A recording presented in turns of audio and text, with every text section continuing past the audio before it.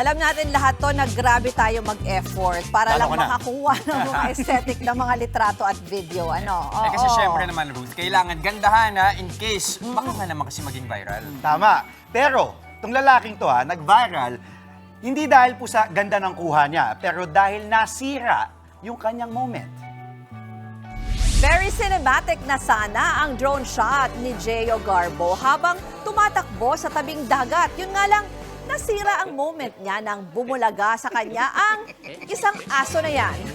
Nang dumating ay iba Ayun. pang tropa ng aso, napilitan si Gio na tumalon sa dagat para di na siya habulin. Ayon sa uploader, narinig na niya ang aso pero akala niya ay iba ang kinakahulan nito. Sabi naman, Jess, ng ilang netizens, swerte na lang at nag-alangan yung mga aso na lumusong dun sa dagat. Biro pa nga ng iba, kulang na nga lang daw cycling at parang sumabak na sa triathlon itong si Gio nang wala sa oras. Mga kapatid, Jess De Los Santos po, huwag magpauli sa mga umaaksyong balita at napapanahong issue sa bansa.